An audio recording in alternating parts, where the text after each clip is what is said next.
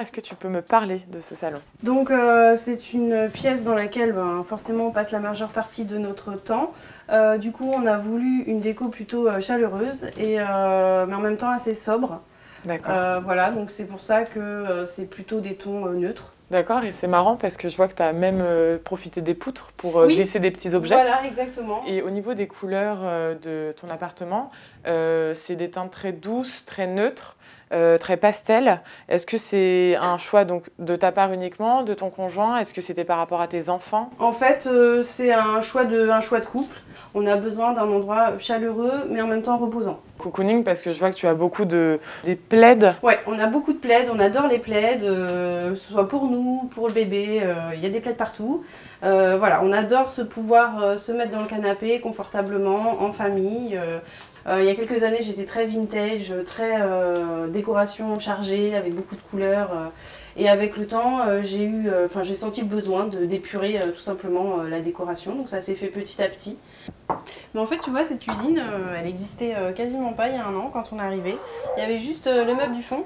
D'accord. Et donc, on a installé voilà, le reste pour avoir une cuisine quand même assez fonctionnelle et pour me permettre de cuisiner pour toute la famille. Et la fameuse donc guirlande guinguette Voilà. pour apporter un peu de luminosité Tout à fait. quand c'était enclavé.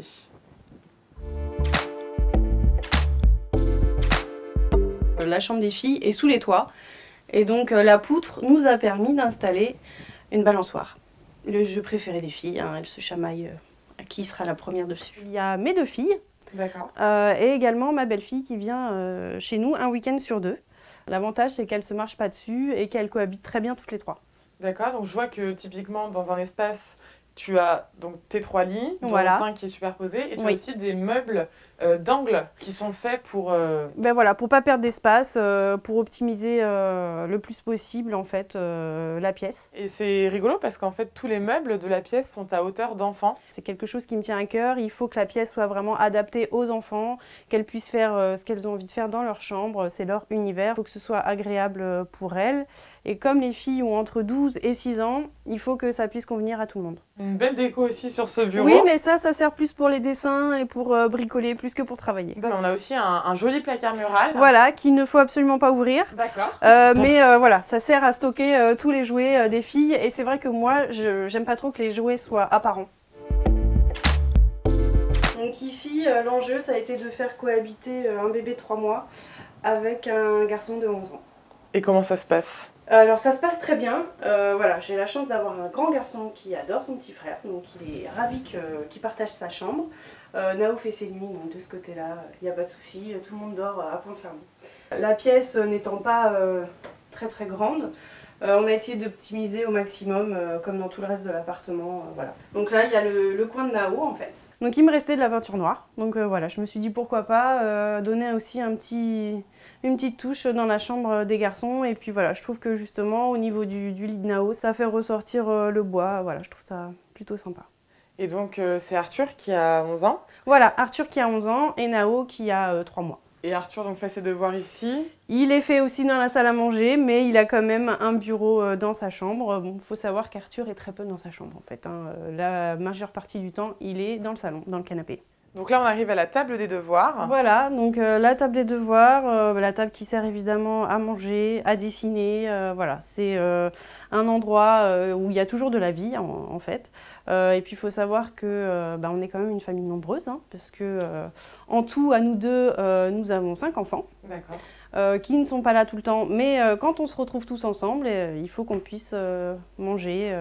Voilà, que tout le monde puisse avoir sa place. Exactement, et donc vous prenez vos repas, vous recevez, les enfants font leurs devoirs. Voilà, Nao a également sa chaise pour être à table avec nous.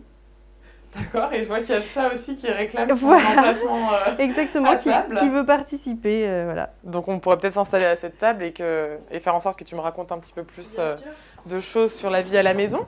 D'ailleurs, je en profite pour te proposer un petit thé, ça te dit ? Avec plaisir. Super.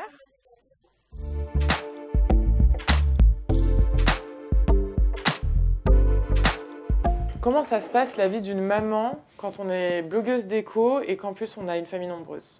Ça se passe bien. Ouais. Ça se passe qu'il faut être organisé. Et voilà, après, mon blog, je fais quand j'ai le temps. C'est ma famille d'abord. Et alors, comment t'es venue cette idée de monter ton blog de décoration? En fait, mon blog, il existe depuis la naissance de mon fils, de mon premier enfant, donc ça fait un peu plus de 10 ans maintenant.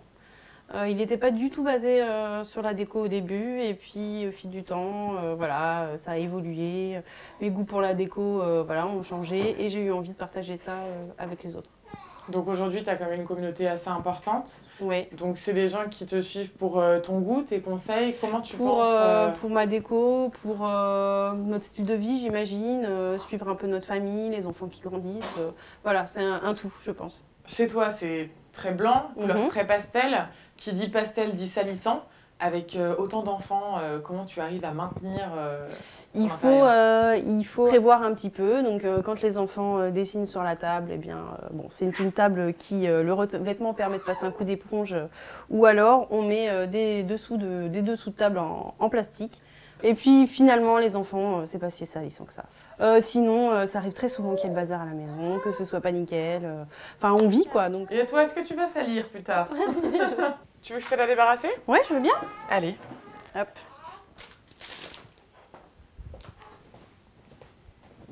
Eh bien, je te remercie beaucoup. Merci beaucoup d'être venu. C'était un plaisir. Merci. Au revoir. Au revoir.